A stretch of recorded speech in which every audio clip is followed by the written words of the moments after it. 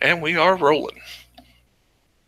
Good morning, everyone. Thanks for tuning in once again to uh, Grounds for Development, your source for all things NXT and 205 Live. I'm your host, Greg the Hold, up here in the Canadian Command Post, and joined, as always, by my good friend and co-host, Biff Kensington, down in the Southern Command Post. How are you doing today, Biff? I had too much poutine last night. I'm And still feeling the after effects. Canada says you're welcome. Canada is contributing to my cholesterol, and I don't like it. That we apologize for. I'm doing pretty good otherwise. It's actually, I'm kind of shocked. We've actually had a spurt of cold weather, which is unusual for this early in the season. Normally, we don't get down into the 40s until November, but we are actually seeing winter-ish temperatures in fall. So apparently we're not going to get fall this year, which kind of pisses me off a little bit because once again I blame Canada for leaving the fridge door open and letting it chill out here. Well, we are loving weather up here right now. We're a nice balmy. I think we hit plus 16 Celsius today, so that's a very nice thing. And I was especially glad because we've been doing inventory at work the last couple of days, and it sucks counting things outside in the cold. So I love the weather. Son of a biscuit! I just did the conversion. It's warmer in Canada than it is in North Carolina. Well, that was just during the daytime high. During the night, we dropped pretty significantly. I think you were warmer during the day. You know what? I'm going straight to the wrestling because this is pissing me off. It's not fair, man. It's not fair at all. Well, enjoy your warm, seasonably unseasonable weather, and please send it back when you're done because I'm not ready for winter. We don't handle winter here. So unfortunately, you'll probably be getting it next week because I think it's supposed to get colder again. We better get that warm weather back next week. I'm blaming you. I don't know how, but it's your fault. The poutine is your fault, and the cold weather is your fault. So, and I'll do the very Canadian thing and say sorry right now. I can't stay mad at you. You're just too good for me. So, anyway, interesting night of wrestling, was it not? It definitely was. We had some interesting shows. Really, really, really good Falls Count Anywhere match that we'll be discussing a little bit later. And the two NXT shows, UK and the Florida brand, were good storyline progression shows, but maybe not the best wrestling that we've become accustomed to over the last few weeks that we've been covering these shows anyways. Not saying that they were bad shows by any means. They had some strong elements to them, but they definitely didn't have that standout killer match that we've somewhat come to expect over the last little while here, at least on NXT and NXT UK. 205 Live definitely had that standout match, and we will definitely discuss that as we continue on here. 205 Live seems to be pretty consistent in delivering at least one quality match, even if it's not a match of the year level contender, which, you know, Mustafa Ali and Hideo Itami, that was a damn good match. You know, that match is going to get a lot of traction in terms of people, you know, talking about it and remembering it when it comes time to rank these types of matches. But, you know, even if we're not getting that quality of a match, 205 Live seems to be consistent in bringing at least one or two quality matches per episode, which is something I really appreciate because when you're talking about a brand-specific show or a division-specific show, you know, you want to showcase the best that division has to offer. You know, you want to put your best foot forward. And it really feels like here over the last 6 to 8 months, they've made a conscientious effort to showcase the best of what they've got. And the result is really, you know, always a solid show, even if NXT or now with NXT UK's arrival, if they're not the strongest of shows, at least you still have something to look forward to, even when the Mayan Classic goes off the air. So it's something to appreciate as a fan, I think. Oh, absolutely. It's definitely become one of my favorite shows to be tuning into during the week. Like you said, you're always guaranteed you're going to see something great on that show. They've been killing it the last month and a half, and once again they killed it again on 205 Live. So props to you guys. You guys are doing a great job there. Keep it up.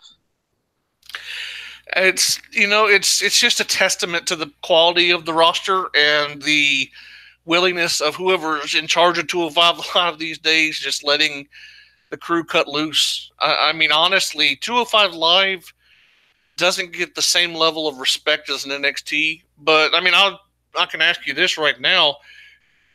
As someone who's been watching it pretty regularly now for a while, I don't know if you're like me, but I kind of see the seeds of 205 Live developing a reputation of being almost NXT light, where people are starting to come to expect good quality every week. It's not just that it's the show's on a good streak, because NXT had a streak of really good shows for a long time, but people weren't anticipating every single show being, at a certain level of excellence. It wasn't until they had strung together, months and months worth of top quality programming that people come to expect excellence out of NXT in perpetuity.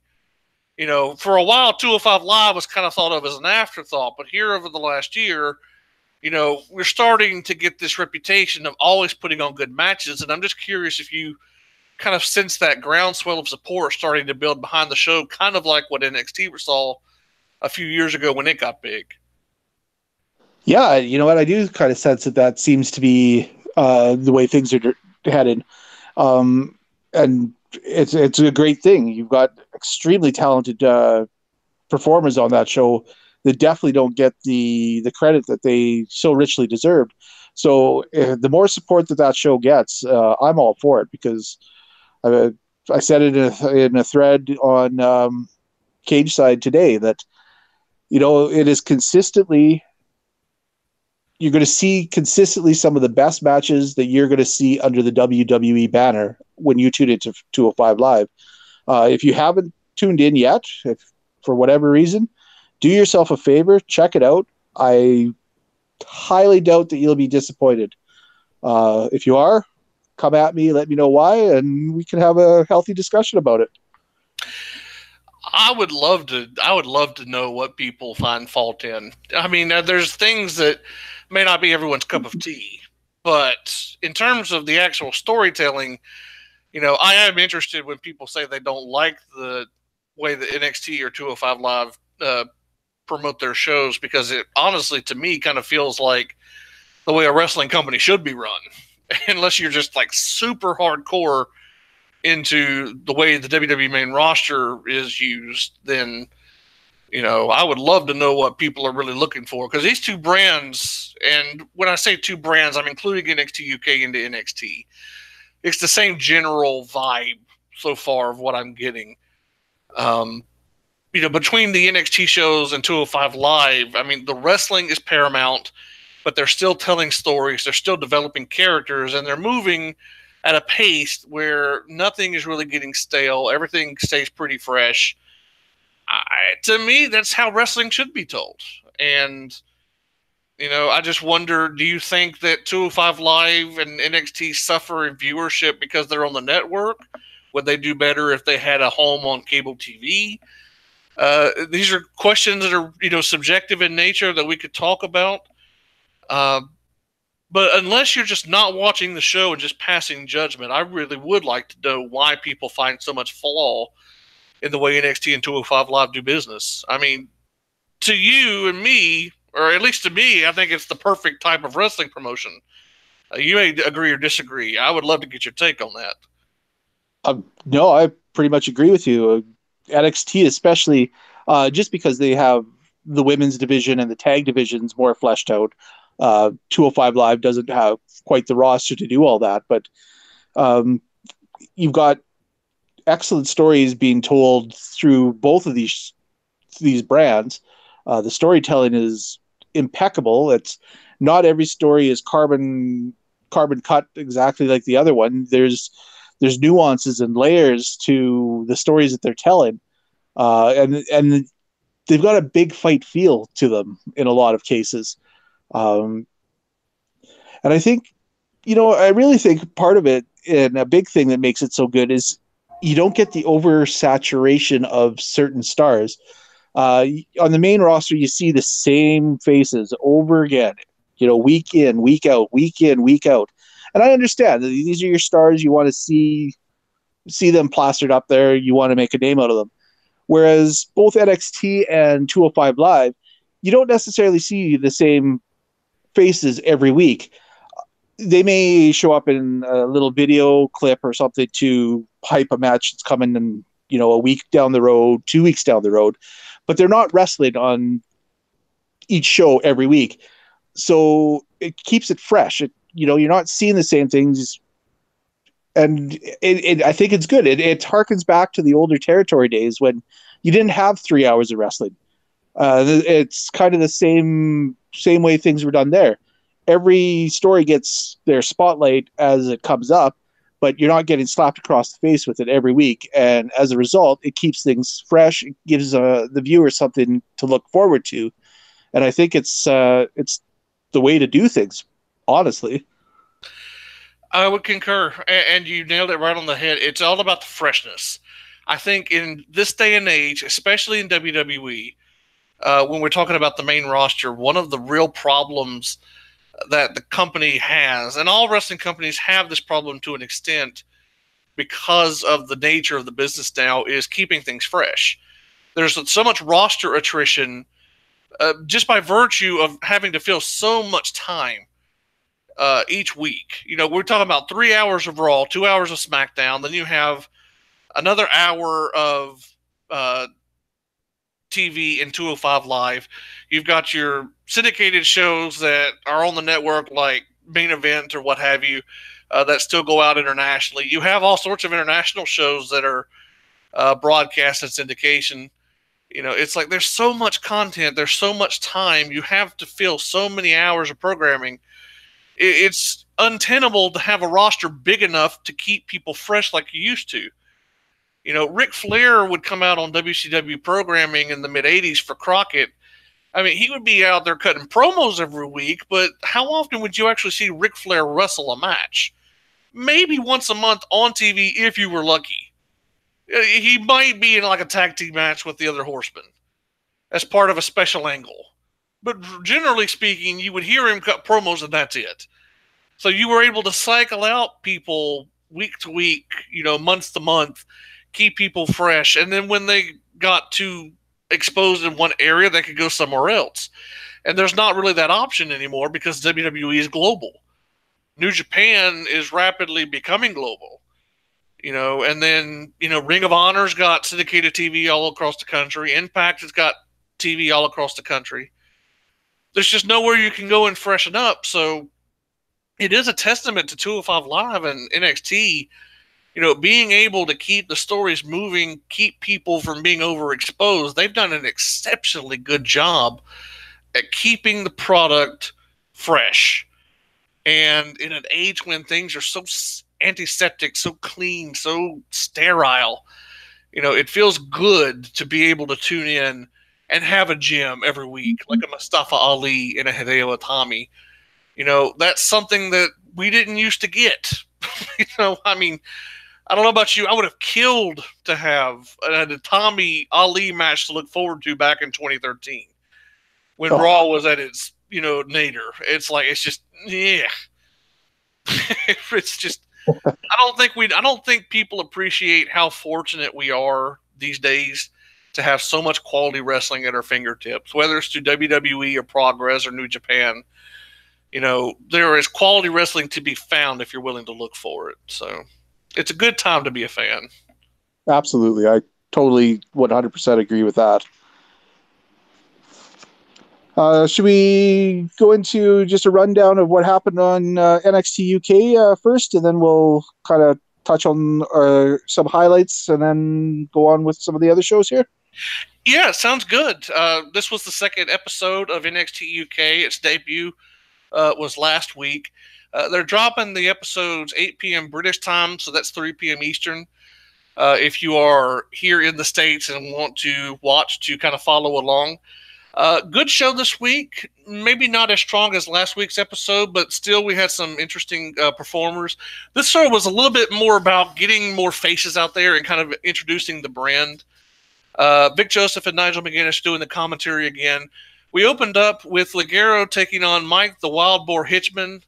I was not familiar with Mike the Wild Boar Hitchman, but he definitely lived up to his name, looking like a wild boar, kind of have a crazy man look. Ligero, of course, a very talented masked performer. Reminds me a little bit of like a British version of El Generico. He picked up the win with a tornado DDT. That was the opening match of the show. We also had a very good women's match here between Dakota Kai and Killer Kelly. Dakota Kai, of course, familiar to people from the Mae Young Classic and from NXT. Killer Kelly was in this year's Mae Young Classic, going out in the opening round to Meiko Satomura. Killer Kelly looked amazing in this match. She controlled a good bit of it, using some submissions, using just, a high-impact offense. She has really good presence about her. But Dakota Kai does pick up the win with her finishing maneuver.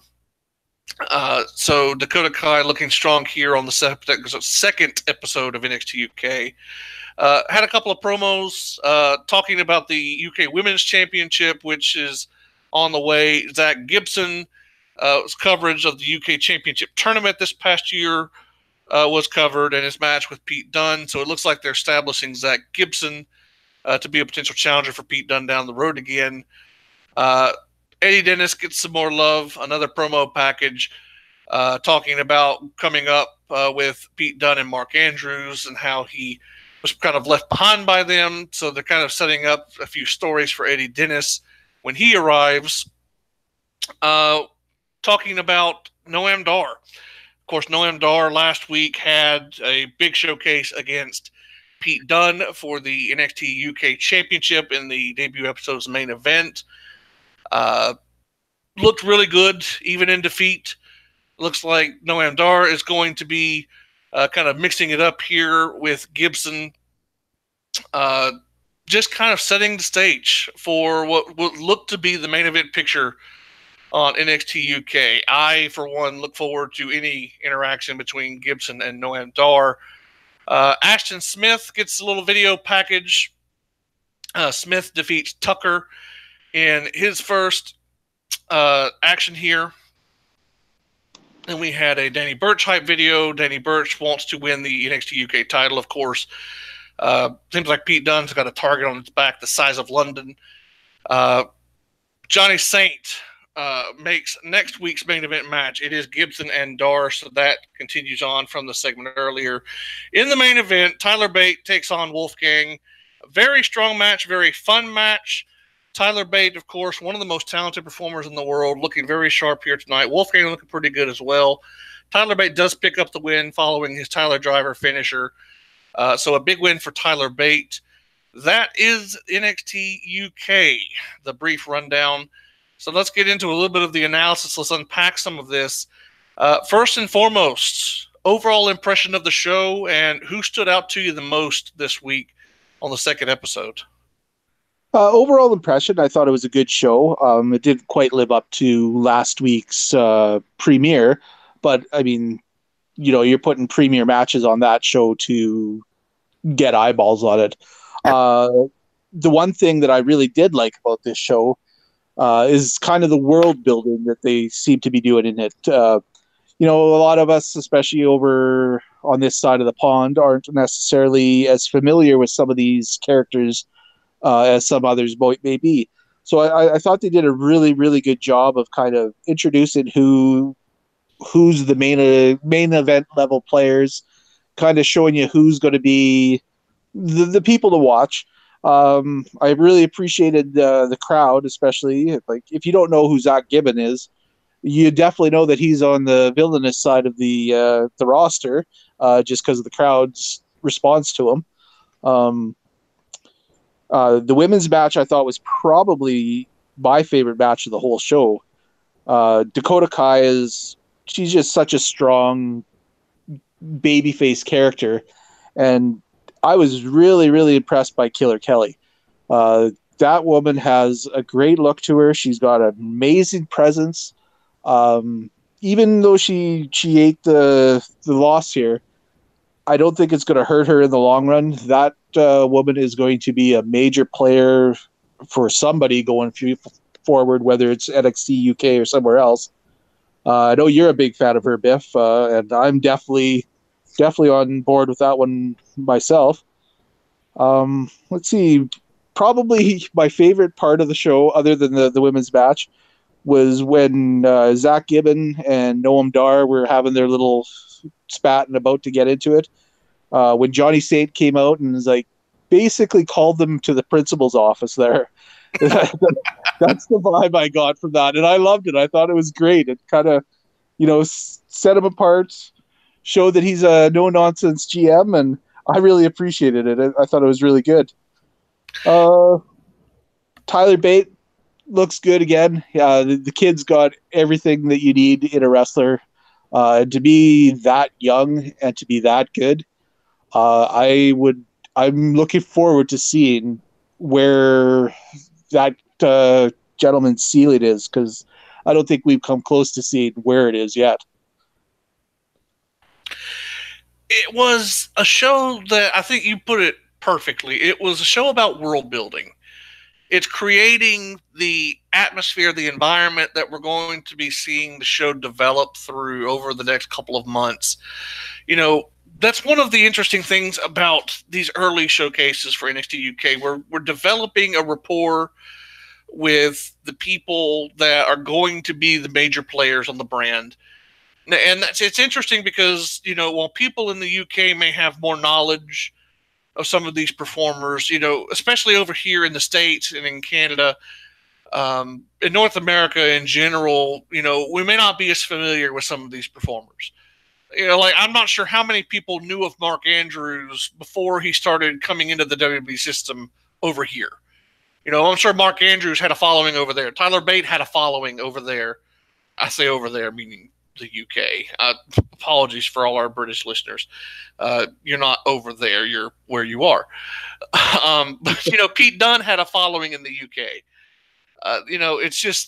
It's another sign of the borders coming down in wrestling, where you're able to experience a diverse plethora of styles. And I think here in particular, over the first few episodes, at least the first couple, that's really going to be the focus of NXT UK, is introducing the big players, some of who we've seen before, like a Pete Dunne or Dakota Kai. Some of them like a Wolfgang or a Killer Kelly, who's only had minimal exposure elsewhere on WWE television. It's just going to be introducing the pieces that are going to be, important to the brand.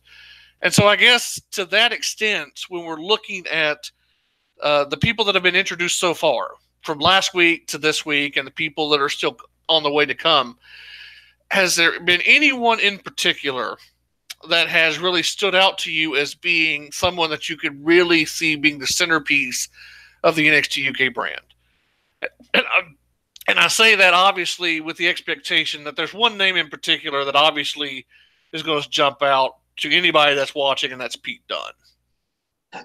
Absolutely. Pete Dunne is for sure, I think, going to be the centerpiece going forward for the foreseeable future. But there's definitely some other people that have caught my eyes. Zach Gibbon, for one, I thought the promo was really good. I quite enjoyed his promo. I think he's going to be a really, really strong player. Mustache Mountain's going to be either in their singles or a tag team division. They're going to be a huge player. I'm very interested in this. Eddie Dennis. Sorry, I lost his name there for a sec. I've been loving the two vignettes they've been showing the last couple weeks with the story between him, Mark Andrews, Pete Dunne. I'm liking where they're going with that storyline. He's definitely got my interest, and I want to see more of that. So I think those are definitely going to be some of the major players to keep an eye on. Tony Storm, obviously, Dakota Kai, Killer Kelly. Like I said earlier, I think Killer Kelly is going to be a big piece of the women's division somewhere in the future. She definitely has that it factor to her. Yeah, she reminds me a little bit of almost a more polished version of Sonya Deville. Like I'm really high on Sonya Deville as a performer. I have seen the way she's kind of blossomed, even in limited exposure over the last few months on SmackDown. She's really kind of taken to the craft. She's really developed a presence. And Killer Kelly, I kind of view the same way, maybe even a little bit further along at this point. I mean, Killer Kelly, she's obviously got, exceptional agility. She moves really well in the ring. She's a natural, very fluid. Her motions, she's not really wasting any steps. She can tighten up her performance a little bit. She's still got a ways to go before she reaches her peak. But just given where she's at right now and her talent, the obvious talent that kind of shows through, and just her mannerisms, the way she conveys herself in the ring, she tells a great story in her matches. I thought she was one of the unsung heroes of the first round of the Mae Young Classic. I was impressed here as well. Dakota Kai obviously is talented. We know Dakota Kai is going to go very far. She's got a world of talent, and she's got a world of potential in her as well. Honestly, I think, from what we've seen in limited action so far, I really like what I've seen out of the women's division for NXT UK. I think that's going to be one of its strengths. Just judging by the talent that's there. We know Toni Storm can bring it in the ring. We know that she's got great work. We know, of course, that Rhea Ripley can get it done in the ring as well. Dakota Kai and Killer Kelly putting on a great match here. The sky's the limit. NXT UK has a lot of talent in a lot of different areas. Danny Burch coming over absolutely helps. I'm interested to see if Danny Burch's presence here in NXT UK affects the tag team with Oney Lorcan, the former Biff Busick, over an OG version of NXT. I mean, maybe he'll just kind of float between the shows. But, that's a big coup if NXT UK is able to pull Burch in, because Burch is an outstanding performer in his own right. But I do believe, if we're talking about the centerpiece of the show, Pete Dunne absolutely has to be the guy you build around. Pete Dunne is just too talented. He's too charismatic. He's too good, too suited in his career for you not to go and strap the rocket towards him. He's just absolutely fantastic, and he's going to make anyone he works with better by proxy. Yeah, I totally agree with that. I can't say that I've seen a bad Pete Dunne match yet. Everything that I've seen, he's quickly becoming one of my personal favorite wrestlers worldwide. It doesn't matter what brand we're talking about. The guy's got everything you need in a main event player, and he should be moving forward as the centerpiece totally. So they definitely have the pieces in place. And then you got even your women's division. You can't forget Tegan Knox. Hope she comes back from her injury stronger than ever. She's going to fit right into that women's division again. And yeah, you've got some strong divisions there. You got the beginnings of a great tag division with the Coffee Brothers. You got Mustache Mountain. I'm sure that there'll be some other tag teams that we get introduced as things move along. So they've definitely got the talent there to make the UK version something worth watching and checking out. It was a solid show. It wasn't quite up to the level as last week's, but I still think that it was worth going out of your way to see if you haven't seen it. NXT UK definitely has a lot of potential. Whether this week's show was a world apart from last week's show is almost irrelevant. Just looking forward, there's definitely going to be some quality there to find. So would hardly recommend people keeping track of NXT UK as the weeks progress. Let's jump to Full Sail into NXT OG, as I call it, because there was some interesting storyline developments here. Maybe not so much in terms of in-ring work. This was probably the weakest of the shows that we've covered since we've been doing this podcast, but definitely we had some major storyline developments that we'll be getting into First, let's give you the quick rundown of the actual in-ring work. EC3 took on Adam Cole here and actually kind of picked up a surprising win, I thought, with a roll-up. Undisputed Era back in full force. They opened the show, actually, kind of sowing the seeds for what almost undoubtedly will be some combination of Undisputed Era taking on the War Raiders, Ricochet, and maybe Pete Dunne in Los Angeles at the War Games Takeover special. That is not confirmed as of yet, at least not anywhere that I've seen, but there are spoilers out there, so be wary of what you click on, because I'm sure that the spoilers for that show are now available. We try to keep it spoiler-free because we care. We want you to watch. We want you to have a good time watching. We don't want you to have a good time reading spoilers. But EC3 does pick up I would say, a pretty marquee win over Adam Cole. Not the best of matches, I wouldn't suggest. It was probably EC3's best match since he's been on TV. Which, no disrespect to EC3. It's just he's not the absolute end-all, be-all in the ring. But, again, kudos to him. He did pick up a very big win here. He paid for it afterwards with Roddy Strong and Kyle O'Reilly kind of attacking him after the fact. Undisputed Era at full strength is a scary faction. What they could accomplish now that all four men are kind of in the same league, with Bobby Fish being back now, Roddy Strong, of course, finding his stride as a heel, Kyle O'Reilly continuing to do Kyle O'Reilly things, Adam Cole being Adam Cole. That's going to be very fun over the next couple of months to see where Undisputed Era goes. We had a Mia Yim hype package. This is her debut episode on NXT here. And Nikki Cross, of course, just being Nikki Cross. I feel like that's a running gag with Nikki Cross these last few weeks. She just continues to be amazing, just her quirky little self. But Mia Yim makes her debut, takes on Aaliyah. Greg, we talked a little bit before the show. This was not Mia Yim's best match. It wasn't a bad match. Aaliyah picked up a little bit more offense than I think we were anticipating she would. But Mia Yim does end up taking her out and picking up the win in her debut. So a good, not great debut for Mia Yim. Bianca Belair trying to get a title shot from William Regal. This devolves into chaos as we have the Undisputed Era. Just being Undisputed Era, just doing what they do. Obviously, of course, we are waiting to see the results of the NXT Women's Championship match from Evolution as to who would actually be defending the title at TakeOver in Los Angeles. It's almost hard to believe Evolution is coming up on Sunday. It feels like that show has just kind of snuck up in the last 2 weeks, and it's finally started to be promoted. But we'll have to wait and see in terms of the Women's Championship where that goes. Shayna Baszler and Kairi Sane, of course, will be wrestling live from the Nassau Coliseum in Long Island on Sunday evening.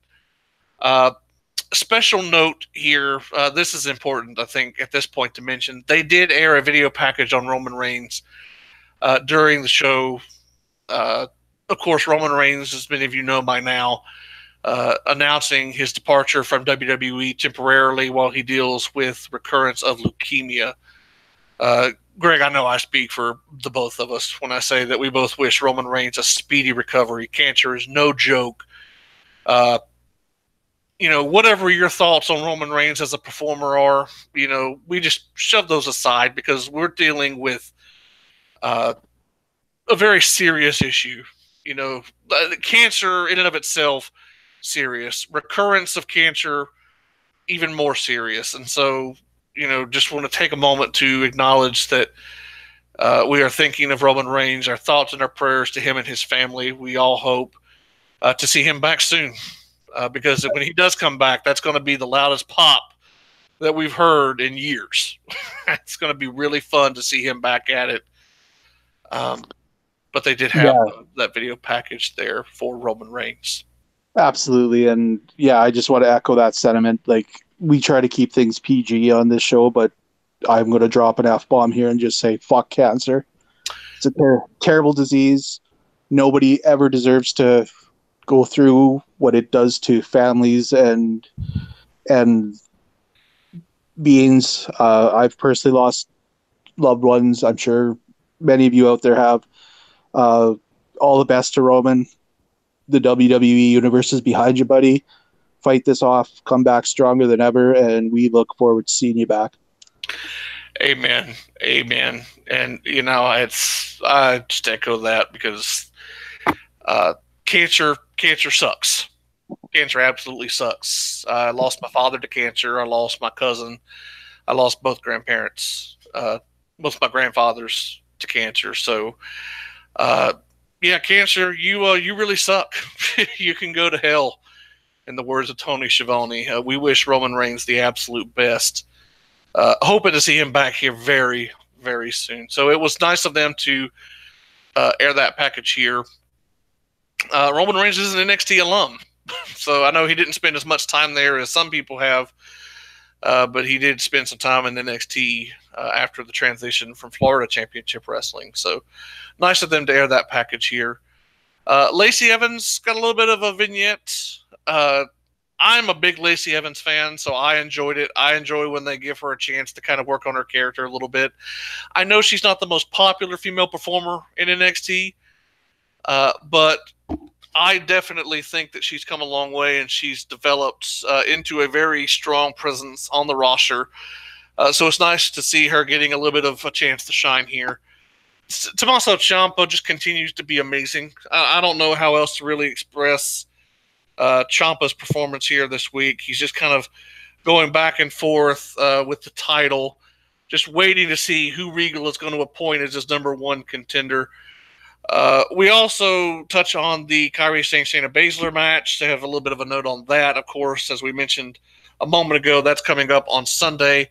The winner of that match undoubtedly will have a title defense coming up at NXT TakeOver War Games 2 in Los Angeles. So we'll see who walks out. We'll actually do some predictions for that match on with a wager here at the end of our coverage of NXT. Cassius Ohno is on the show this week.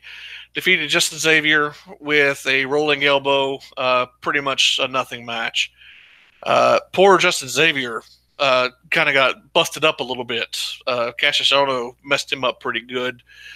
And Nikki Cross, again, just kind of showing up and doing Nikki Cross things.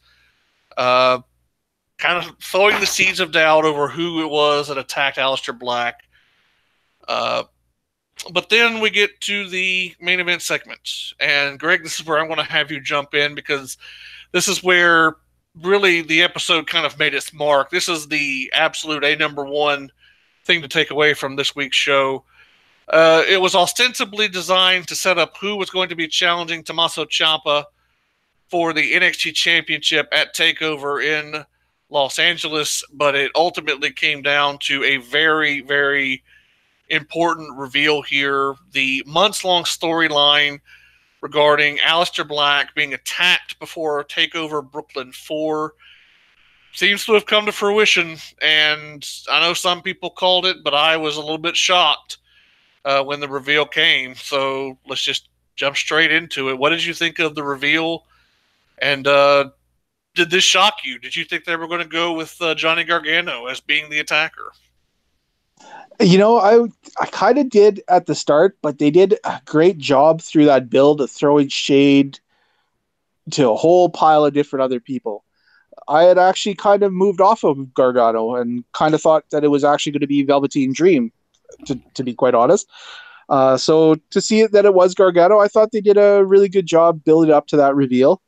I love this segment. Like, it was great because they threw pretty much all of the premier suspects into one segment. You had Ciampa in there, you had Dream come out, you had Lars Sullivan come out, and then at the end you had Gargano. Those were probably the four premier suspects throughout the build, or at least for me they were. So I liked the fact that they were kind of, shading everything. You weren't sure. You kind of had a feeling that, okay, yeah, it was probably one of these guys. And Aleister Black looked like a total badass coming out in there and just destroying absolutely everybody that he saw. security guards. It didn't matter. Lars Sullivan, he took a hit. He looked like a man that was just ready to tear the place down to find who he was looking for. But yeah, I thought they did a really good job with this storyline. I'm quite interested to see Gargano and Black go at it. I think that should be a fun match. But I'd still like to know who's getting the championship match, because we never did end up getting that announcement. It feels like whenever we try to get that announcement, something comes up. It's like we never can quite get a resolution on that. I'm hopeful that we're getting Velveteen Dream, personally. I'll get you to jump in here on your take on the championship match. I'm not a big fan of a multi-man match, especially on a pay-per-view where we know we're getting a multi-person match in the form of war games. Whether they do a 4-on-4, a 5-on-5, or a 3 versus 3 versus 3, we know we're getting that kind of that cluster match in the war game. So I'm not a big fan of doing a multi-person match for the NXT title, but it does seem like with the way they set it up tonight, that's a distinct possibility. Velveteen Dream obviously would be a strong candidate to get into that match. Lars Sullivan being out here, almost makes you think that he would have a realistic shot. The only two people that really don't feel like they're going to be in the match is Aleister Black and Johnny Gargano, because it looks like they're going to be doing their own thing. And speaking of matches, oh my God, you talk about a match to get excited about. Go crazy, folks. That match is going to be just the best. But if you're looking at the NXT picture right now, and you can't forget EC3, he did have the win earlier, even though he paid for it with the beatdown after the match. Who are you looking at as being worthy of the championship opportunity? Are you thinking Velveteen Dream, or do you think we are in fact getting a multi-person match here? I'm hoping that we don't get the multi-person match. I would personally love to see Dream get the shot. I think he's earned it. I think him and Ciampa can tell a great story.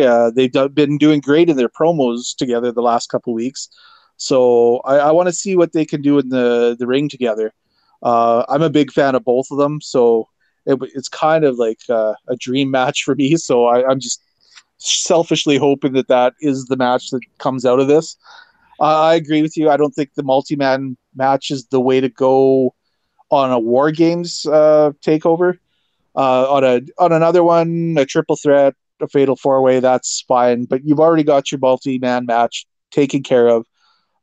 We don't need to see more of that on this particular takeover, in my opinion. So hopefully it's Ciampa Dream, and I can just mark out as a fan when that happens. And you're absolutely right. Gargano Black is going to be just the emotion that is in that match is going to be just something stellar. And you got two really good wrestlers there too that are going to be able to tell a great in-ring story. So that should be a excellent match as well. And before we jump off of the show entirely, I do want to get your opinions on the overall show, because I think we both in agreement that the show itself was big from a storyline perspective, but it lacked the in-ring quality we've come to expect, at least over the last couple of weeks. We have been pretty spoiled with some of the marquee matches they've produced. Storyline-wise, it was a big show. And we know now, of course, with the resolution to the Aleister Black angle, that it will, in fact, be Johnny Gargano essentially going heel, I would guess. It seemed like a heel turn to me. He's definitely gone to the dark side, our poor hero, which, you know what? Kudos to Triple H. I never in a million years would have thought that Johnny Gargano could have turned heel this past April in New Orleans. He was the biggest babyface to ever babyface, and here we are 6 months later, and he's scum of the earth. So poor Tommaso Ciampa is apparently infectious. He's rubbed off on Johnny Gargano just a wee little bit. That match is going to be fantastic. So I'd like to get your thoughts on the episode overall, and then I want to jump to this coming Sunday because the NXT Women's Championship match. We definitely need to put a little bit of a spotlight on that because that match is going to be very important towards determining the future of the NXT Women's division over the next couple of weeks. Yeah, absolutely. I agree with the sentiments that you stated. Overall, this wasn't the best episode of NXT. The last 3-4 episodes have been just absolutely stellar with the matchups and everything that's been going on. I'd say probably the best in ring action that happened this week was the EC3 Adam Cole match. Take that as you may. EC3, like you said, isn't necessarily everyone's cup of tea in the ring, but I thought he did a solid job here, and it definitely was his biggest win on NXT TV. Anyways, so I mean that was good, and then the beatdown. We'll see where that angle leads. I was a little actually disappointed in the Mia Yim match. I was expecting more from Mia. I was pleasantly surprised that Aaliyah got as much offense as she did, and I actually thought she looked pretty good. So, maybe she's developing, and she'll turn herself into a solid hand. I don't think she's ever going to be championship material or anything like that, but nothing wrong with that. You can be a solid hand and have a great career. Absolutely. Yeah, other than that, the video packages look good. Nikki Cross is a gem. She was little bright lights of sunshine throughout the show with her. He's coming, and I know a secret, and yeah, she's great. Anytime that she's on my screen, just a big smile comes across my face, and I love me some Nikki Cross, so that's always looked forward to. And then touching on to Kairi Sane and Baszler for this Sunday. That's going to be a pretty big match, and I personally am leaning towards Kairi Sane in this one. I think that she's going to exercise her demons in Baszler and retain her championship. I think it'll be a good match. Their match at the Takeover was excellent, so I foresee this one to be even better, and we'll see if maybe we have some horsewomen that come in and stick their noses into something, possibly. Not sure what's going to happen there. That is possibly the most interesting aspect of this angle that we'll have to see unfold, and I'm sure we'll probably get a glimpse of it on Sunday. I think it's a big enough stage where we could see this kind of progress. I'm split on what I would do with Shayna Baszler.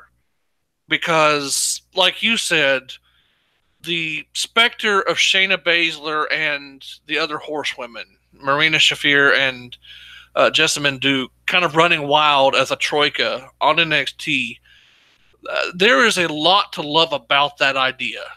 And I know Marina and Jessamine, they have looked really good on the Buttermilk run from reports out of Florida. And there have been some 6-woman tag team matches with some of the big stars. Nikki Cross and Kairi Sane, I think, teamed with Io Shirai at one point to take on the horsewomen down in Largo. So, I mean, there's so much possibility there. There's just, you brought it up, there's just so much possibility. But at the same time, Shayna Baszler, she could be on the main roster tomorrow and not be out of place. Do you agree? I mean, Shayna Baszler, she's got the talent that she could be on Raw right now and just slot in perfectly as Ronda's backup against the Bellas. Yo, absolutely. Shayna Baszler has nothing left to prove. Anytime that they do main roster call-ups, I expect that she is going to be the first name on the list, if not the only name on the list for this next go-round. She's the complete package. She's got the heel mannerisms down. Whether they pull her up to be Ronda's backup, I'm not sure. They're going to kind of have to change a little bit of somebody's alignment there. And I mean, I'd be interested to see what Shayna does as a face, I guess. But she's perfect in the heel role right now. But she wouldn't be out of place. She would slot right into any one of the main roster shows and be pretty much a championship contender right off the bat. It's going to be interesting to see what they decide to do. I mean, I feel like they could go one of 24 different ways. And that's what makes me so excited about the title match on Sunday. This particular title match, it feels like it's, high risk, high reward. Or low risk, high reward, more appropriately. No matter who wins, you can tell some interesting stories coming out of it. It's the lowest of the stressful title matches, I would say. The Raw and SmackDown Women's Championship matches are very much the opposites. There's only, one good conclusion for both of those matches, in my personal opinion. And I have a distinct fear that at least one of those main roster title matches are going to go the wrong way. So, as far as NXT's Women's Championship match goes, I'm looking forward to the match. I think it could be an excellent match. We'll see how things break. But there's a lot of talent in the division waiting to get a chance to shine. I feel like we've hit the reset button now. The women's division has been completely purged of the horsewomen / Asuka years. We're now firmly into the era of Shayna Baszler, Kairi Sane, Lacey Evans, Bianca Belair, Nikki Cross. They've kind of forged themselves. They're the new heart and soul of the NXT women's division. We'll see where things go. But it should be a fantastic match. Definitely looking forward to it. Of course, we'll have complete coverage of the NXT Women's Championship match from Evolution on Sunday here next week on Grounds for Development, along with the coverage of the other shows. Before we jump into 205 Live, which was kind of the best show of the week, I think, let's give some plugs out here for the LIP family. Of course, we would be remiss in not mentioning Taker's Minion and Mr. Doxinju, the OGs, the Godfather, my good friend Taker's Minion, with the Shooting the Breach podcast. Him and Doc drop that every Saturday morning, 11 a.m. Eastern, 10 a.m. Eastern on weekends of the Big Four shows. So coming up, Survivor Series weekend, we'll be going to 10 a.m. But other than that, it's always 11 Eastern on Saturday mornings. It's a great way to get your morning started. Love that show. Love those guys to bits. They're two of the best. Shooting the Breeze, definitely check that show out. Thursday evenings, George Atsavis and Crazy Chris Colgan take you on Two Guys, One Sport, another tremendous podcast, a member of the LIP family of shows. That drops Thursday evenings, 9 p.m. Eastern, 8 p.m. Central. They're off this week, but they will be back next week, back and better than ever. So definitely give George and Chris some love. Their show is absolutely incredible. Of course, you got the Connoisseurs of Wrestling Monday evenings, 8 p.m. Eastern, 7 Central on YouTube. Whenever you need a break from Raw. Normally it's a break from the suckiness of Raw. This week it was a break from the sadness of Raw, to be quite honest. But we're talking wrestling history each and every week on Mondays.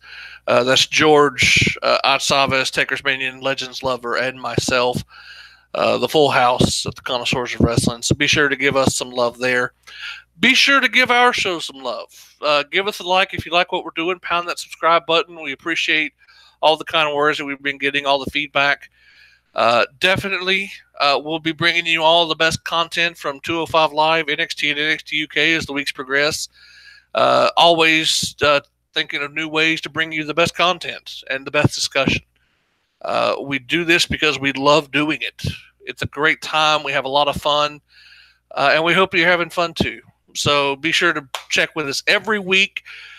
We drop generally Thursday mornings early. Sometimes we drop a little bit earlier, sometimes a little bit later, but we always get that content out to you. So thank you for your continued support of our show. That's the Los Ingobernables podcast family of shows. Looking forward to seeing where things go from here. All right. Greg, 205 Live. We could talk about all sorts of things, but I want to jump straight into the main event because, quite frankly, it was the match of the week in WWE. One of the best matches I've seen in quite a while. Mustafa Ali and Hideo Itami. They've had a tremendous run on 205 Live over the last couple of weeks. Really the last a couple of months. They've been developing this feud. It's been building to this moment. We talked about it last week. We laid out the groundwork for it. Boy, did they deliver. This match was absolutely fantastic. Let's just jump straight into the main event here because it was all that and then some. What was your thoughts on the match? Did you like the way they structured it? And did you approve of the ending? I know you called it. I think you did call Mustafa Ali picking up the win. I did call that, and I absolutely loved this match. Falls Count Anywhere matches can sometimes be a little bit of a a mixed bag. This is one of the better ones that you are ever going to see. They had some just beautiful, like, innovative stuff that I don't think I've ever seen with some of the stuff that they ended up doing.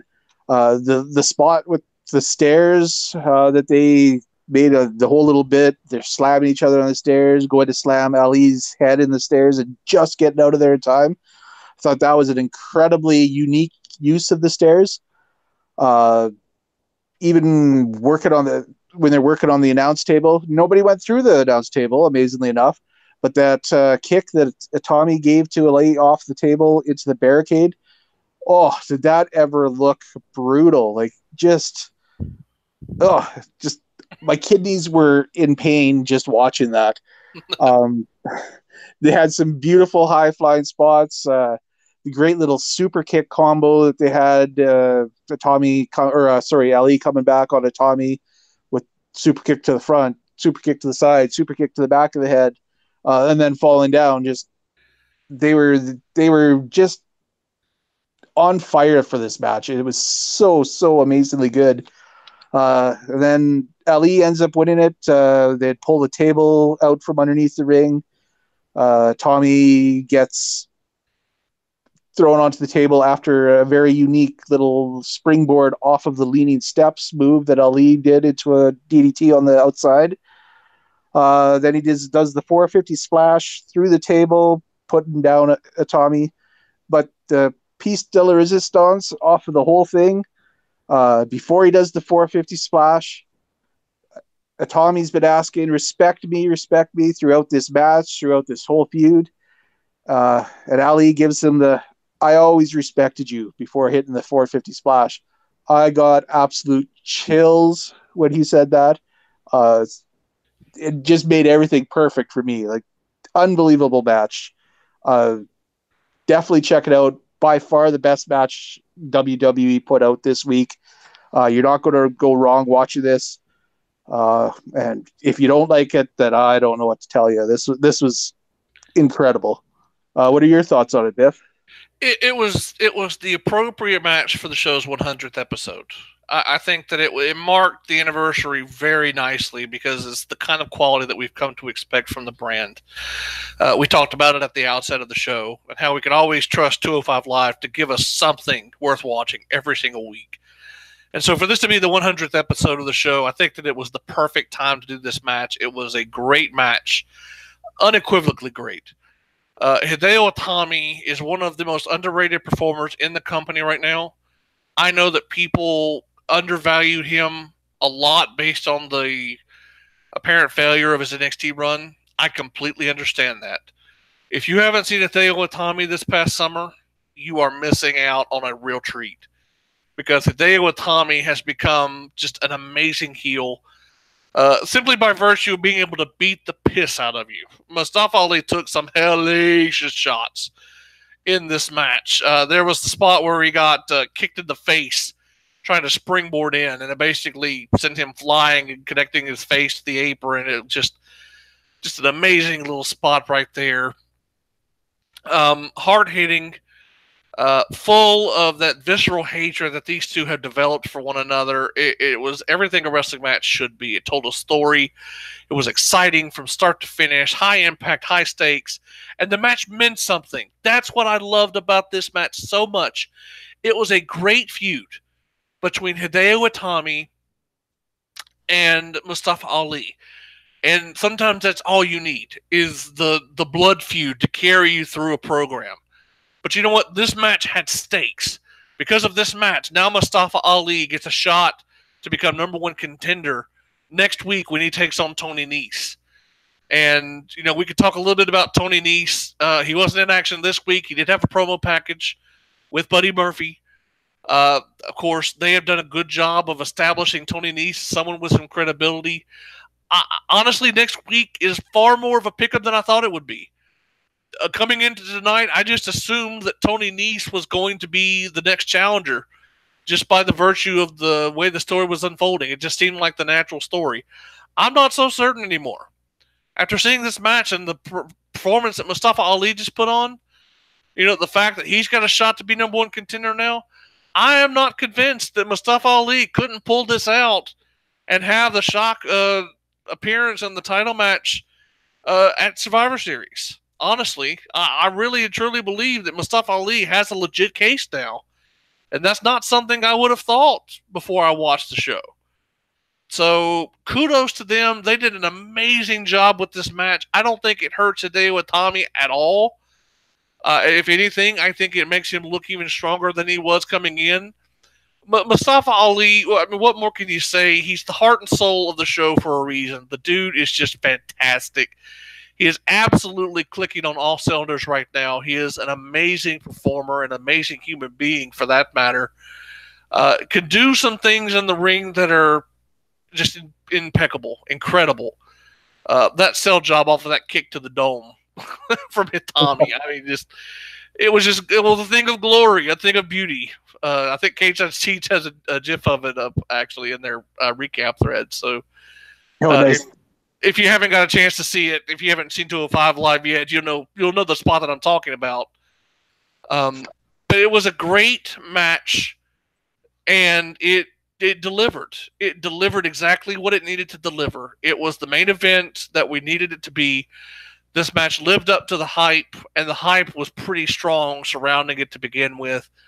I cannot say enough good things about this match. It was impeccable.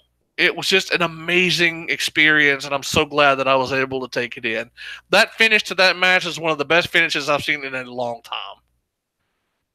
Just a long time. Like I said, it gave me chills. Like, I loved it. It was so good. And you hit the nail on the head. They made this have stakes with the Nese and Ali match next week.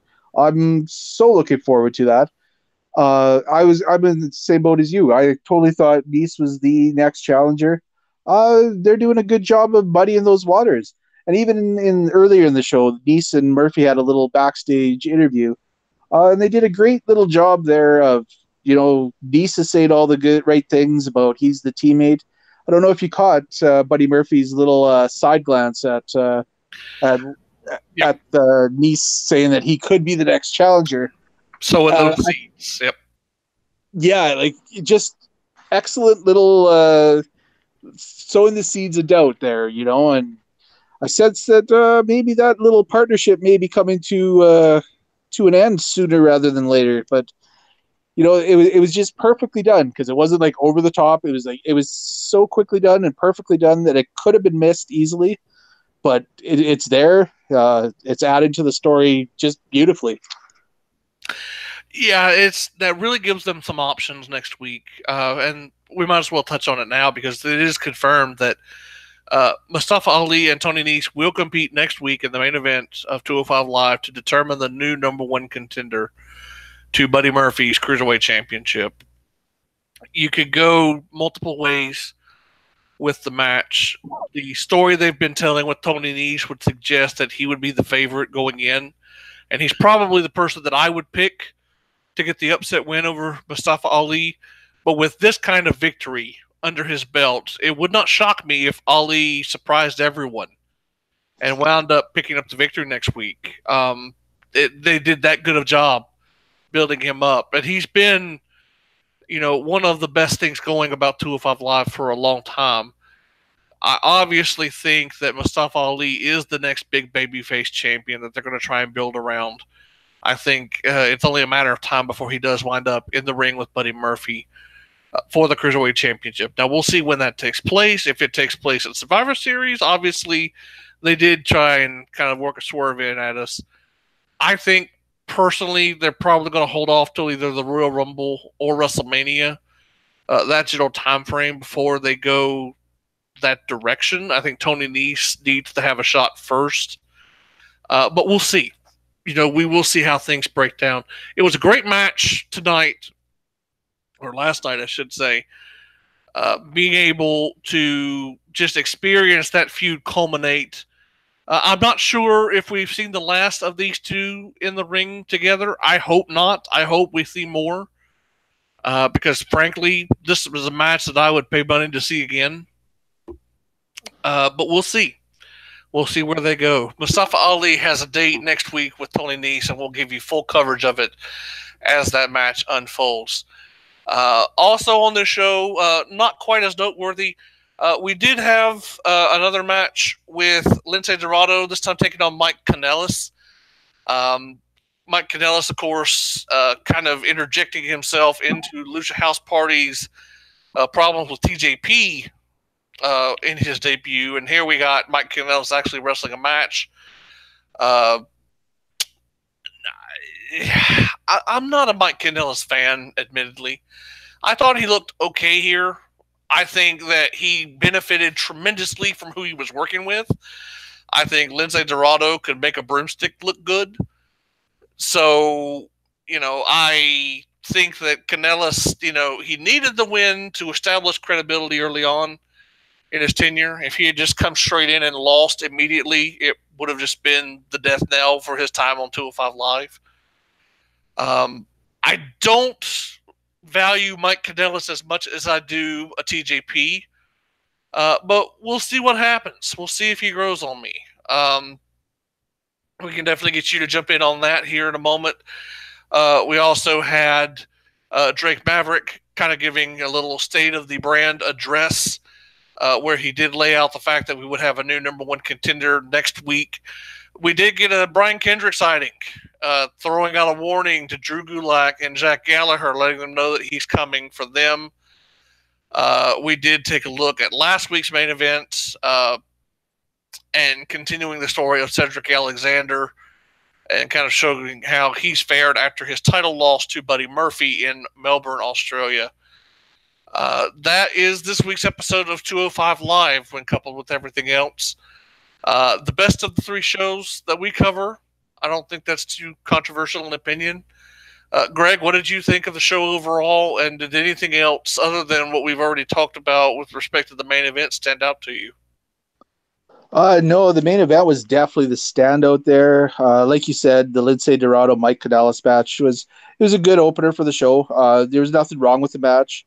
Lince Dorado is a great wrestler. Mike Kanellis is a character. Maria is definitely the star out of that duo. I think she was stealing the show kind of on the sidelines a little bit throughout that match. Although the end of it did give me a little glee when Nigel McGuinness was quoting some Power of Love lyrics from Huey Lewis in the News. So I got a little giggle out of that. I caught that. I wasn't sure if you caught that or not, but I'm a huge fan of Huey Lewis. So, majorly underrated band from the 80s. If you don't know Huey Lewis in the News, check them out. Back to the Future. Watch Back to the Future. There you go. So, absolutely. If you've never seen Back to the Future, stop what you're doing and go watch it. Your homework assignment for the week, children. That's the movie you're watching this weekend is Back to the Future. I can't. That gets me. I'm getting to the point where I'm a little bit older than some of the people I talk with over at Cage Side Seats. I bring up a movie from the 80s, and I feel like everybody should have seen, and they're too young to have seen it. It just makes me feel that much older. So, and I've even got a couple years than you, so imagine how I feel on some of those. Everybody should have seen Back to the Future at least 17 times in their life. So, absolutely, that's your homework assignment, and listen to some Huey Lewis while you're at it. So, there you go. You killed two birds with one stone with that movie. So, good stuff there. Absolutely. Yeah, it was definitely the show of the week. So, yeah, it was great. That main event match was stellar. Great stuff. Definitely check it out if you haven't had the opportunity to. Well, it was a good show this week, especially with the main event. The main event put it over the top by far.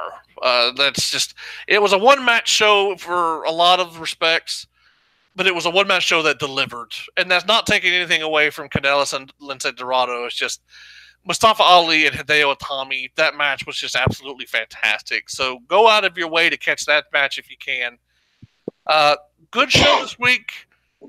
NXT and NXT UK, not quite as good as they have been, but you know what? Even on their off weeks, they're still pretty fun and breezy to watch. So pretty much thumbs up across the board with respect to all three of the shows that we cover here. We do have a new feature that we're going to be implementing this week. It's kind of a take off the Power 5 feature we'd introduced a few weeks ago. We're kind of calling it our triple threat. Instead of doing our top 5, with the inclusion of NXT UK now, we want to acknowledge the best performer from each of the 3 shows that we cover. Ergo, the triple threat award. Giving this out to performers based on their individual work on a given episode, whether it be storyline development, a great in-ring performance, a really strong promo, anything that sets them out from their peers. We seek to acknowledge here this week. So on our very first edition of the Triple Threat, we're going to toss it over to Greg, who's going to showcase our big 3 from each of the shows this week. Greg, I know we talked about it before we went on the air. I think we're in agreement. These 3 names represent the best of the best of the best from this week in WWE Network television fare. Absolutely. So kicking off our triple threat this week for the NXT UK brand is one half of Mustache Mountain in Mr. Tyler Bates. This kid is so impressive. Like, athletically, he's got the whole package. He's got the strength, he's got the agility, he's got the speed, he's got the charisma, he's got the look. We haven't even begun to see the ceiling for this performer, and I am so looking forward to seeing where he moves on from here. But he was definitely the star of the NXT UK show for this week. Anything you want to say about Mr. Bates, Biff? You know something? When I first saw Tyler Bate wrestle, I got to admit, he looked so young. I almost felt guilty watching him. It was almost like I was watching like an underage performer go out there. And I'm like, did his parents sign a permission slip for him? I mean, it's like he just looked so young. And I mean, he is young. But to see how far he's come just in the short amount of time that I've been watching him, Tyler Bate in a universe without Pete Dunne would absolutely be the MVP of the UK brand. He is unquestionably going to be a megastar in the business. Him and Pete Dunne, despite their size, and I think now more than ever, size is almost irrelevant in the modern wrestling landscape. I think Pete Dunne and Tyler Bate are the closest things to Stone Cold Lead Pipe Locks for superstardom. Them and Velveteen Dream, I think, are the absolute 3 brightest prospects at their age right now in the WWE system. I enjoyed this match. It's not his best showcase, but you know what? Like we talked about earlier, NXT UK wasn't exactly designed to be about all the in-ring work this week. It was mostly about getting new people out there, showcasing their talent pool. And Tyler Bate's going to be an important part of that talent pool moving forward. Every bit as important to NXT UK as Aleister Black is going to be over the next few months for NXT OG down in Florida. And we both agreed that given the importance of the storyline on last night's episode, given the importance that Aleister Black played in the happenings in NXT over the last couple of months, and given his performance last night, just the sheer aesthetic that he brought to the show, the intimidation factor, that badass cool appeal. You know, he may not have wrestled a match, but he absolutely qualified for our triple threat. Aleister Black representing NXT this week in terms of that. And of course, I would be remiss in not letting you do the honors for 205 Live's MVP, I think everybody knows pretty much who this is going to be. But Greg, I tell you, we watch him every time he's out there. He just seems to get better and better. Why don't you go ahead and unveil the final member of this week's Triple Threat from 205 Live? 205 Live's member of the Triple Threat, excuse me, goes to none other than Mustafa Ali, the winner of the epic main event. We espoused on our love of this match earlier on. We won't do it again here. Just to suffice to say that Mustafa Ali steals the show here.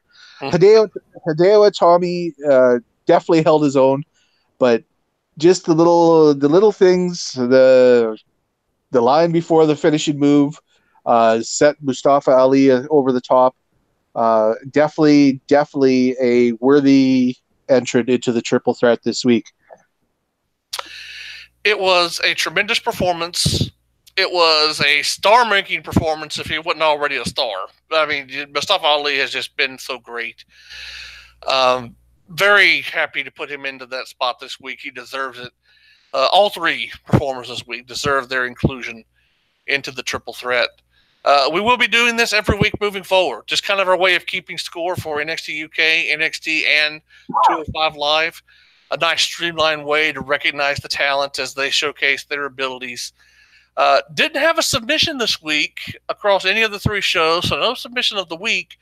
But we do have a new segment that we wanted to broach here before we sign off for the night.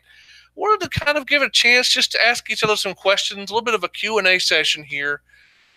Greg, I know we talked before the show went on the air about a topic that appeared over at Cage Side Seats earlier today, and it's pretty much what I'm going to pose to you here tonight. My question to you is this. Given the nature of NXT and what it has become, and we're just talking about the OG brand in Florida, obviously we don't know what's going to become of NXT UK. We've only got 2 episodes aired so far. So just counting that and just counting 205 Live, let's just focus on NXT for a moment. What are your thoughts on the people who say that NXT should just become a third brand for the company? Do you believe that NXT should be considered a brand and kind of treated as such? Do you think that NXT needs to remain as the developmental system that it is? Or do you think that there could be a possibility for almost somewhere to meet in the middle? Maybe do half and half. Because a lot of people think that NXT is the only product worth watching. And while you and I may love 205 Live, a lot of people do only focus on NXT. In that respect, it makes sense to treat NXT like a destination for talent. But NXT was designed with a purpose. It's not a money-making institution. It loses money every year. So it wasn't designed to turn a profit. It was designed to create stars for the main roster. And we could argue the merits of the brand for that purpose and how many stars we've created over the last couple of years. But I would like to pose that question to you here tonight. Do you think NXT should be its own brand and kind of become a destination unto itself, or should it fulfill the role that it's historically been linked to, being developmental for the WWE main roster? You know, honestly, I think right now NXT is organically becoming a third brand. You still have the developmental aspect of it, but it's just so talent-laden right now. Let's list the people that are there. You've got Matt Riddle coming in. You've got Keith Lee. You've got the Undisputed Era, all 4 of them. You've got EC3. You've got Velveteen Dream. You've got Johnny Gargano. You've got Aleister Black. You've got Tommaso Ciampa, Nikki Cross. Like the list goes on and on and on. It is kind of already to the point where it's almost a third brand. I understand that they don't do the touring that the main roster does and don't quite make the money. But I think you could almost argue that it already is the third brand. And maybe we're going to see it move a little bit more away from the developmental side of it. I mean, that side's always going to be there. I think, you're going to your proximity to the Performance Center, you're giving these people the opportunity to develop their promo skills and all that. But for the most part, the people that are coming into here are already well-established wrestlers that are only really learning the nuances of the WWE style. I mean, you can't tell me that some of these guys just couldn't go to the main roster and dominate right away, other than the fact that they're maybe not used to working the little bit different style that the WWE stars have as compared to the Indies or Japan. So, I would argue that it is a third destination already. Maybe they need to structure their pay schedules and rates a little bit better to reflect that. But that's kind of my viewpoint on that. Well, I mean, I look at this show and I'm torn. I'm torn personally between my desire as a fan and the business side of me. And when I say business side of me, I mean looking at the business side of NXT and the financials and looking at what they do, how much it costs to run the brand, etc. And understanding what NXT was designed to be originally.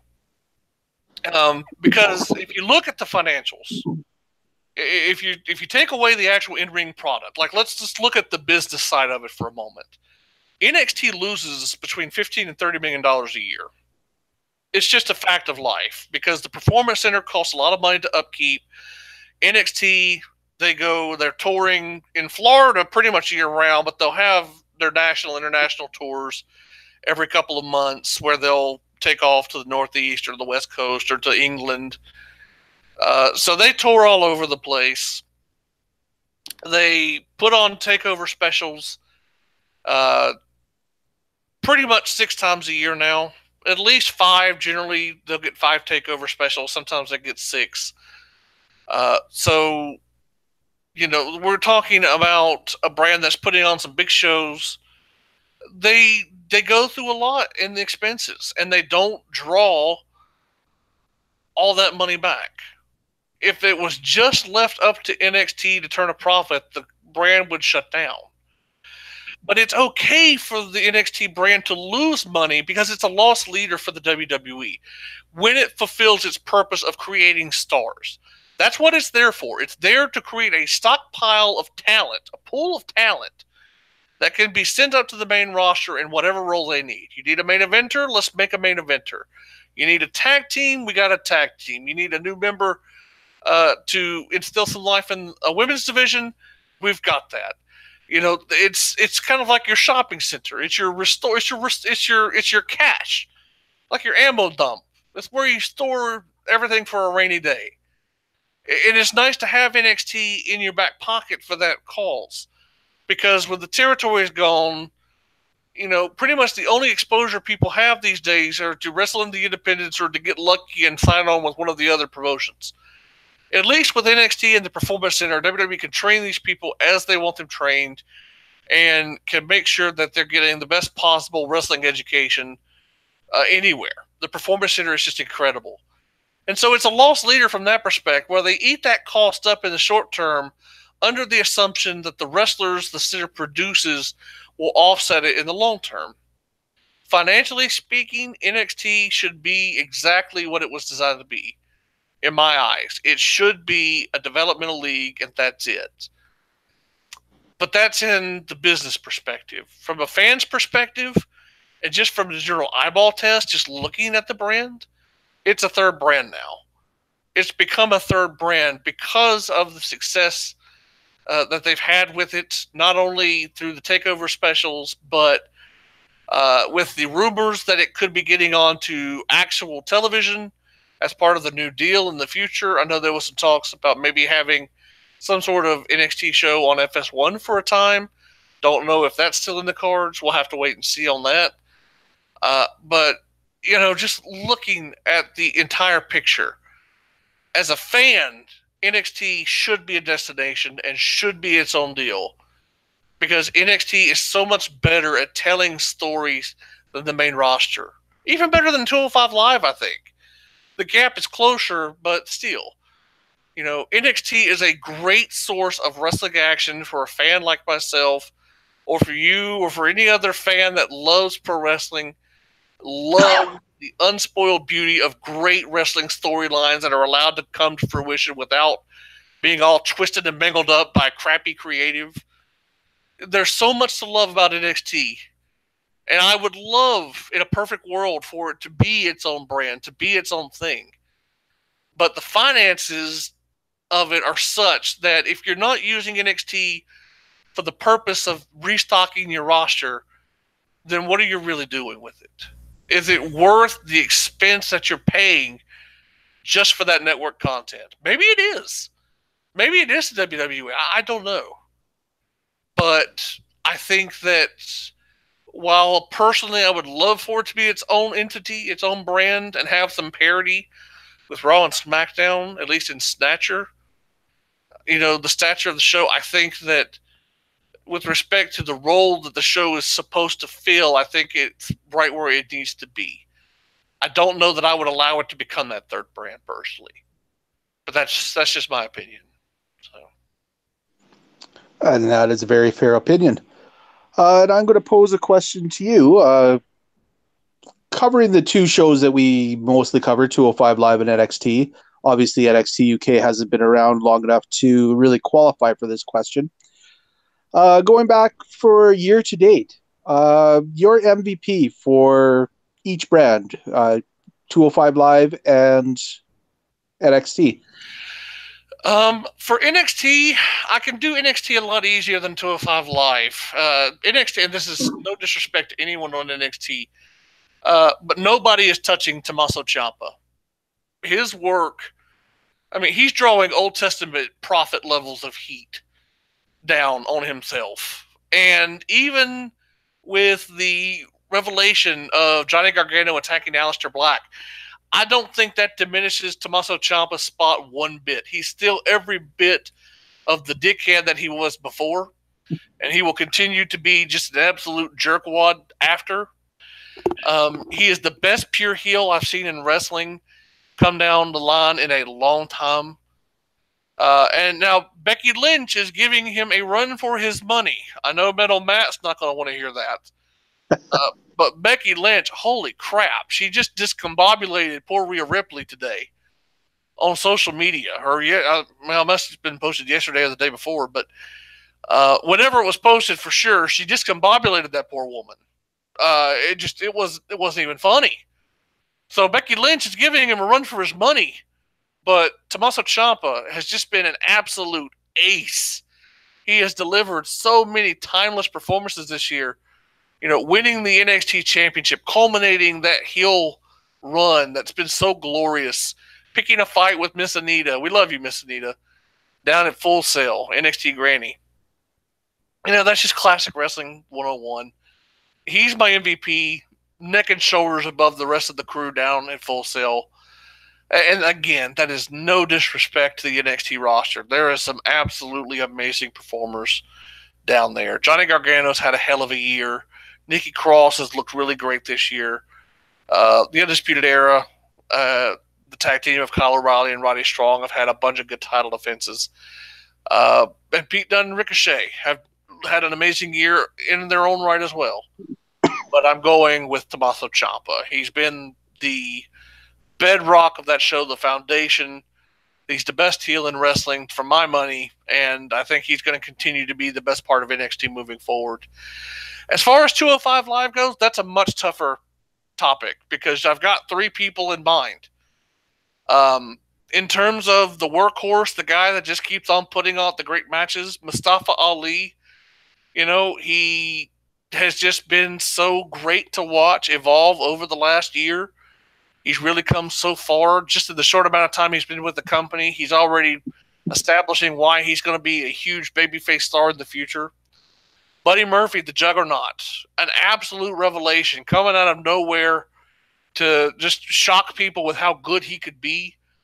You know, he's had his own string of amazing matches. The Juggernaut, you know, one of the more flashy choices.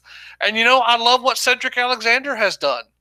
Cedric Alexander has quietly held that Cruiserweight Championship, defended it with honor, had a great title run. The Age of Alexander was gone too soon as far as I'm concerned, but I'm sure he'll get another crack at it one day. Cedric Alexander, understated, bringing a level of class and prestige back to the title that it hadn't had under Enzo Amore before he left. If I had to choose between those three, I'm probably going to go Mustafa Ali, if for no other reason Cedric Alexander and Buddy Murphy cancel each other out. Their 2 title wins were both emotional. They were both very impactful, but I can't choose between them. They've both had a string of great matches, but I don't think anyone has resonated more deeply with the 205 Live crew than Mustafa Ali. Put it to you this way, if someone come up to you and said, who is the most important person in 205 Live, I would be very, very remiss in not thinking of Mustafa Ali. Even more than Buddy Murphy, even more than Cedric Alexander. You take Alexander and Murphy out of 205 Live, the product suffers. If you take Mustafa Ali out of the product, 205 Live suffers badly. I think that's my MVP crew right there. Tommaso Ciampa from NXT and Mustafa Ali from 205 Live. Very, very good choices. I'm going to, for my NXT MVP, going to take the flip side of your Tommaso Ciampa coin. Believe me, I love Tommaso Ciampa, but he would not be the heel that he is right now and today without the babyface side of that coin in Johnny Gargano. Johnny Gargano has had just as epic a year as Tommaso Ciampa has. Most of the best matches between the two of them were between the two of them. And so obviously there. And just as much as Ciampa has been the epic heel, Gargano has had the more interesting and the more nuanced storyline going behind him. The pure babyface trying to overcome the ultimate evil. Can't do it. And he starts slowly descending into what he has despised the whole time. As it looks right now, he's gone full on and attacked Aleister Black and become the thing he despised. I think it's epic storyline telling. It's the most interesting storyline that has progressed over the entire year in NXT. And it leaves great things open for the future, whether he becomes an even worse heel than Ciampa, or he begins the redemption arc to win back the adoration that he had of NXT's crowd. So yeah, my NXT MVP goes to Johnny Gargano. Johnny Wrestling gets it on my vote. And for 205 Live, I have to go with the flashier pick. I do not disagree with anything that you said about Mustafa Ali. He is the heart of 205 Live, but the juggernaut Buddy Murphy has been unbelievable. Where did this guy come from? Yeah, we knew him as a tag team member with Wesley Blake, and all of a sudden he's on 205 Live and becomes this unbelievable match machine. The matches he's had with Cedric Alexander, the matches he's had with Kalisto, I can go on and on. I can't think of the names right now.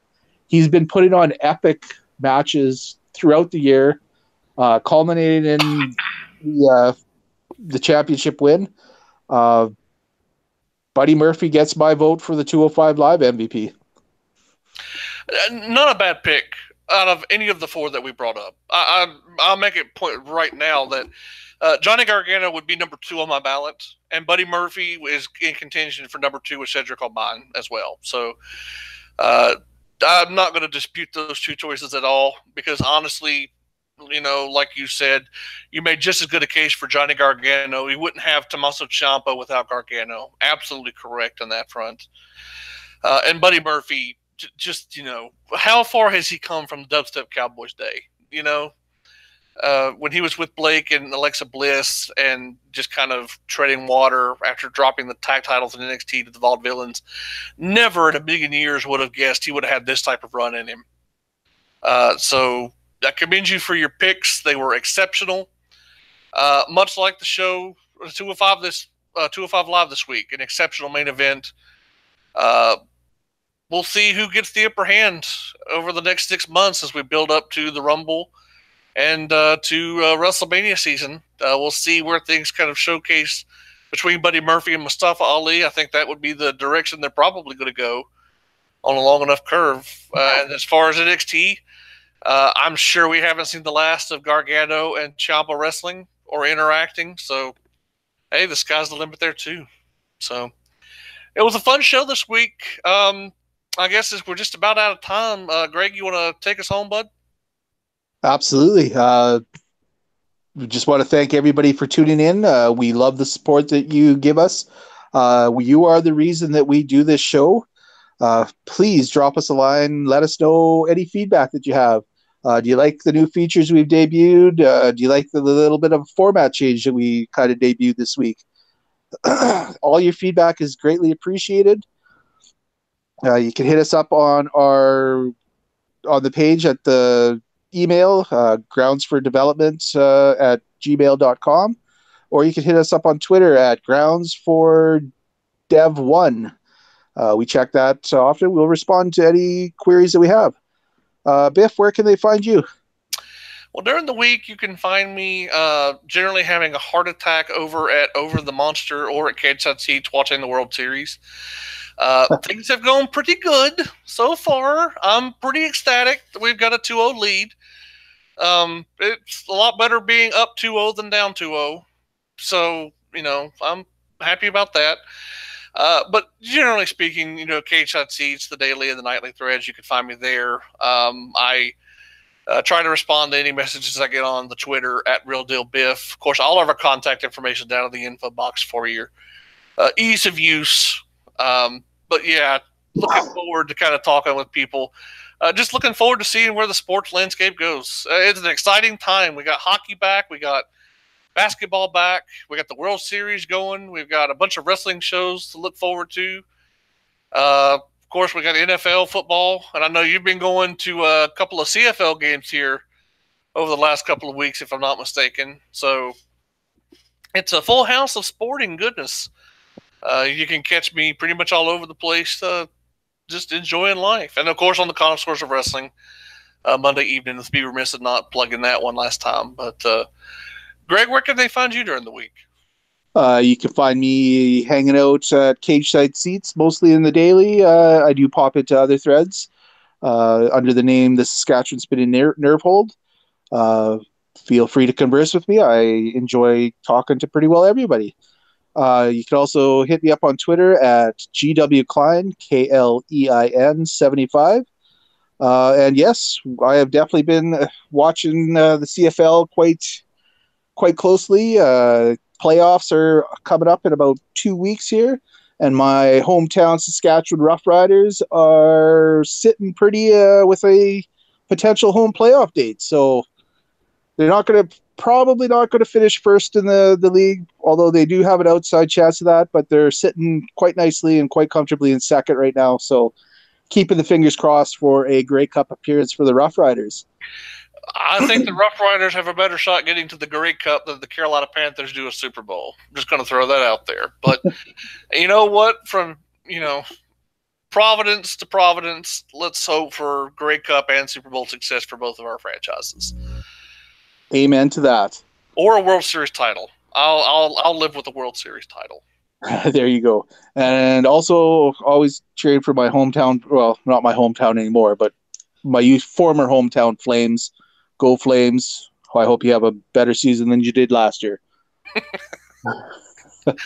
Boy, we could share that sentiment on our hockey teams. I hope that Carolina has a better year than they had last year too. So, Well, I'll give you this: the Hurricanes are looking pretty spiffy this year. So I hopefully am. that.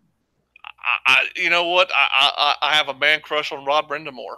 I loved him as a player here. He brought a cup home to us. I'm loving what he's done as a coach so far. Just working his magic in the organization. So, Rod, love you, man love, man law, and here's to hoping that Calgary has a good year too. I mean, we have the mutual friendship association going on here. We're just good buddies that want each other to succeed. But if we ever got into a position where the Flames and the Hurricanes played in the Stanley Cup, World War IV, just absolute madness in here. So. Yeah, we might get a little testy at times, but we'll try to keep it civil, anyways. I'll make sure to give my Lanny McDonald cue card to you as a little Valentine. So there you go. Sounds good. That does it for another wonderful episode of Grounds for Development. Once again, thank you for tuning in, and we hope that you have a great week, and we will see you same time next week. Take care, guys. Have a good weekend.